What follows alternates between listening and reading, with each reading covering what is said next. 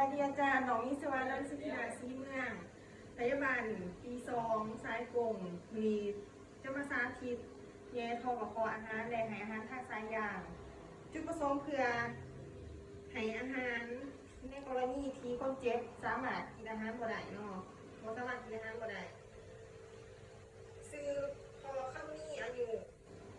48 ปีบ้านผู้มวงของเบอร์หาเตียง2เนาะเราจะมาทักทายคนเจ็บก่อนสบายดีพอซื้อคำนี้บ่ได้อายุ48อยู่บ้านผู้มวงเนาะโดยมีลูกจะมาเรียนห้องกระเพาะอาหารให้พอแล้วก็สิให้อาหารทางสายยางพอเด้อเนื่องจากว่าพอกินอาหารบ่ทันได้โดยลูกขออนุญาตไปเก็บอุปกรณ์ก่อนเด้อเขาจะมาล้างมือก่อนเนาะแต่เขาบ่มีบ่ล้างมือเขาจะสาธิตเอาเขาจะมาเก็บอุปกรณ์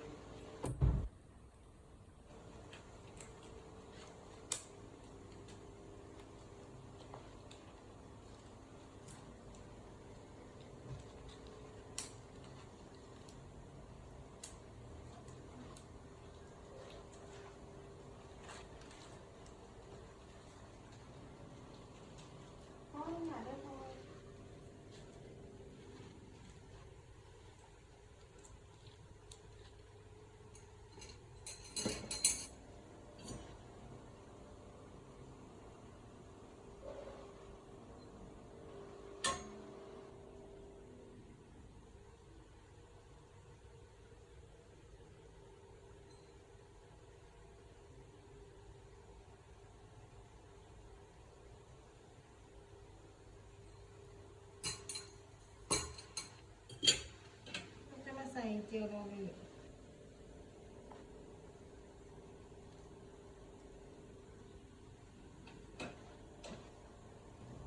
สายยางเฮาที่จริงมันจะมีโถงหินหอเนาะแต่อันนี้เฮาจะมาสาธิตเนาะ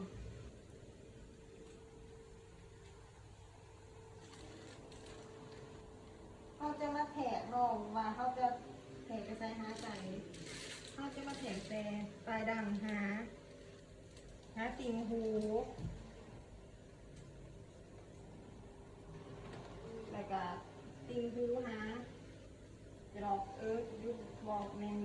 ปีเขาจะไม้ไว้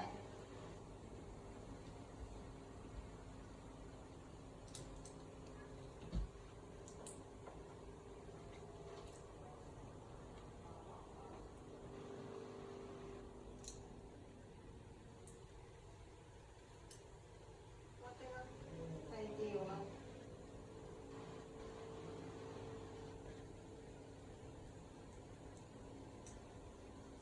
พอไม่อยากได้พอ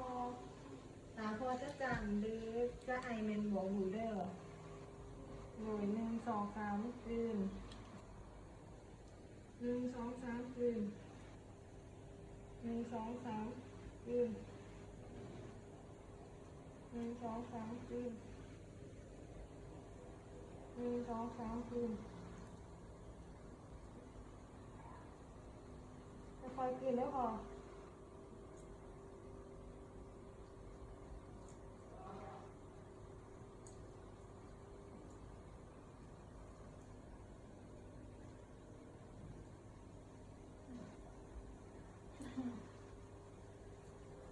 แล้วฮอตจะมา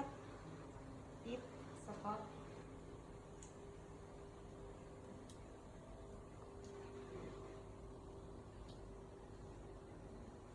เ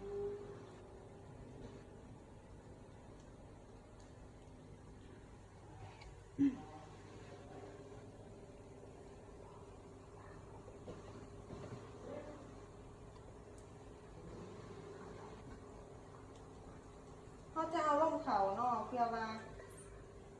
เขาจะฟังว่าเขาเงยไปหอดกระเพาะระเบิด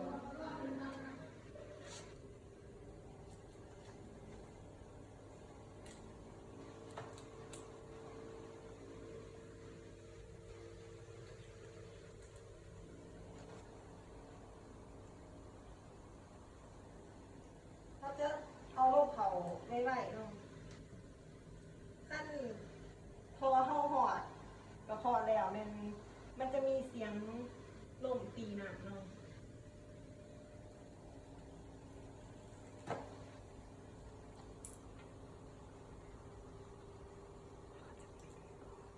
เราขั้นเข้าหอดมันมีอีกกรณีหนึ่งค่ะ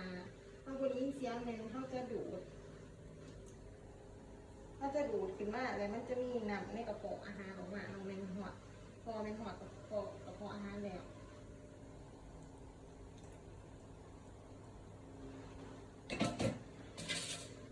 แล้วเขากับสีมาให้อาหารทางสายยางโตเลย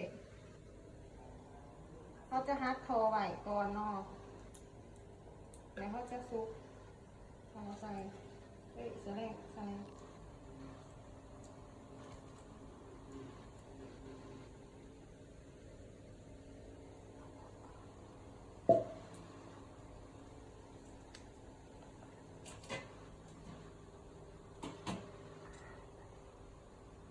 เขาจะใส่อาหารประเภทบดละเอียดเดี๋ยวบดห่อนแห้งแล้วก็โบเย็นเป็นอาหารที่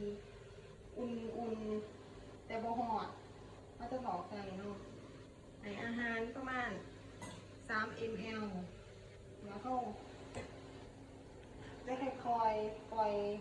อาหารลงเนาะเขาจะบุปล่อยไว้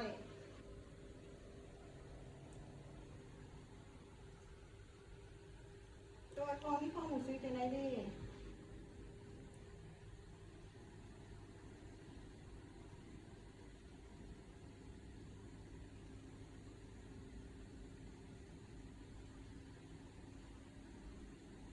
แล้วเขาจะนัดคอไว้เนาะเลยคอเขาจะให้น้ำไหมเขาจะถอดใส่เลยเนาะให้แบบเดียวกันโดยเราจะพัดไหลเลย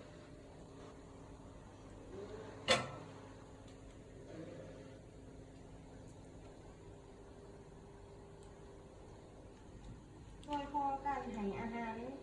พอกันแล้วเด้อถ้าพอมีอาการปวดหักหรือปวดหักขึ้นมาเป็นให้พอบอกพี่น้องพอให้ไปเอิญแพทย์หมออยู่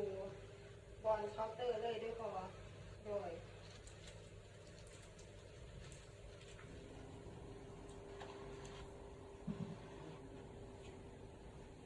เขาจะมาขอทำ